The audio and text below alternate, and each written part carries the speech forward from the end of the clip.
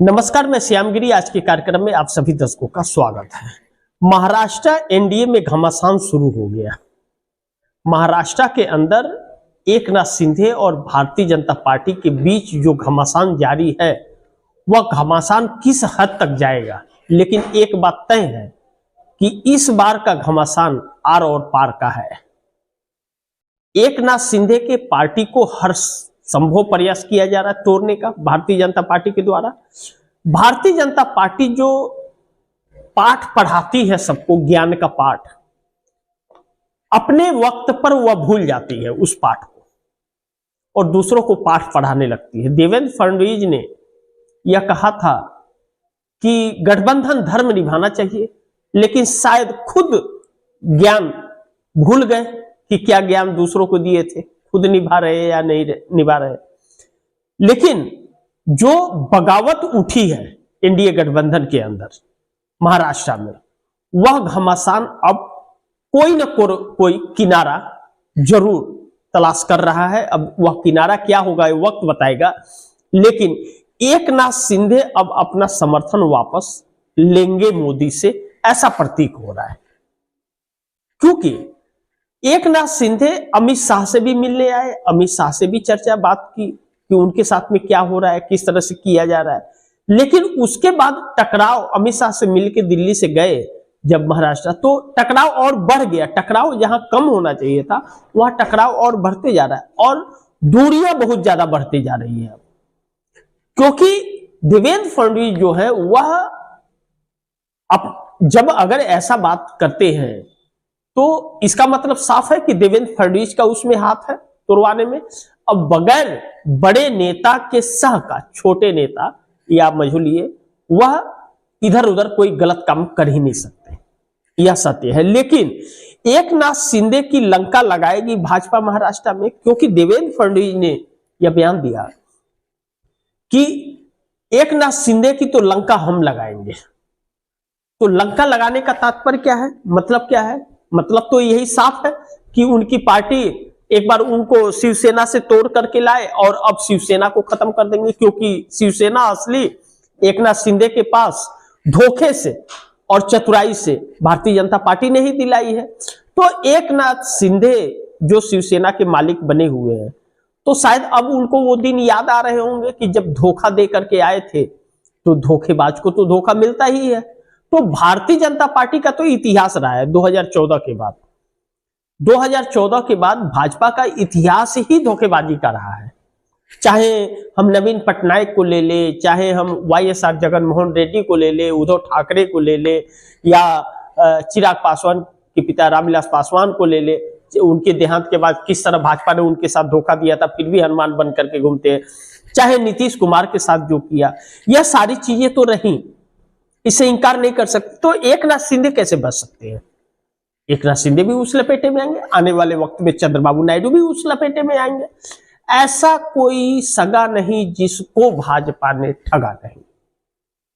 यह बात बड़ी फिट बैठती है भाजपा के लिए। लेकिन दूसरी तरफ एक चीज और बड़ी महत्वपूर्ण है कि महाराष्ट्र बीएमसी चुनाव में फर्जी मतदाता डालेंगे वोट। क्या लगा आरोप? यह आरोप लग रहा है राहुल गांधी ने भी या कांग्रेस ने भी ट्वीट किया है इस बात को लेकर के कि बहुत भारी मात्रा में फर्जी मतदाता वहां पर है। किसने तैयार किया यह फर्जी मतदाता?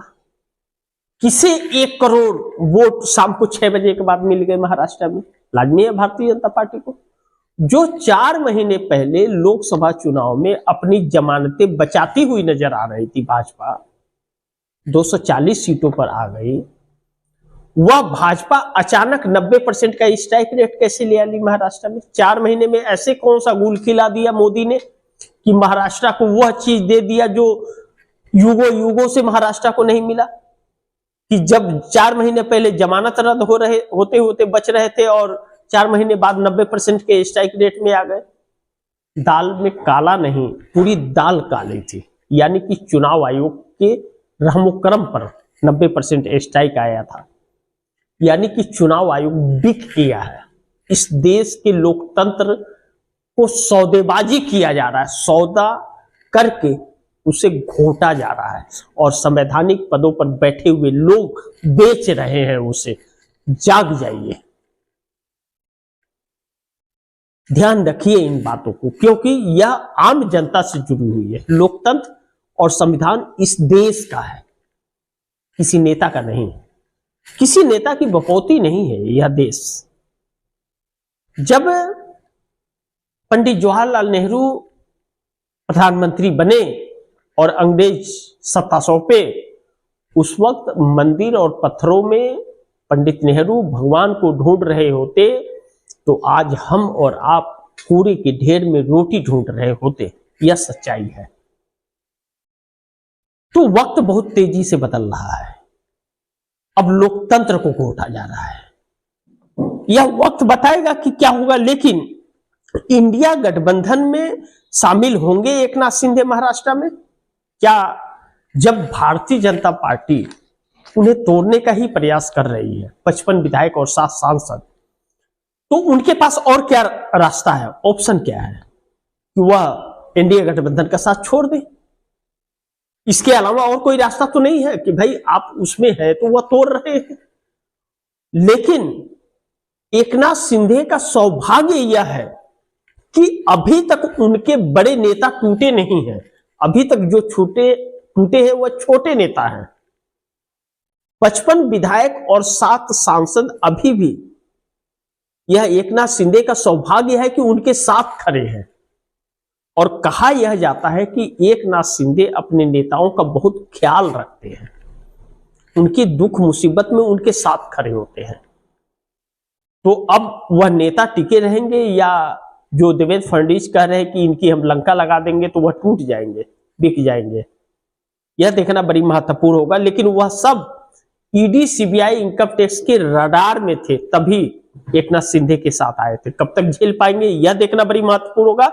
या एकनाथ शिंदे के पास अगला रास्ता जो है कि एकनाथ शिंदे करेंगे घर वापसी या होंगे बीजेपी में शामिल या अपनी पार्टी का कर देंगे विलय।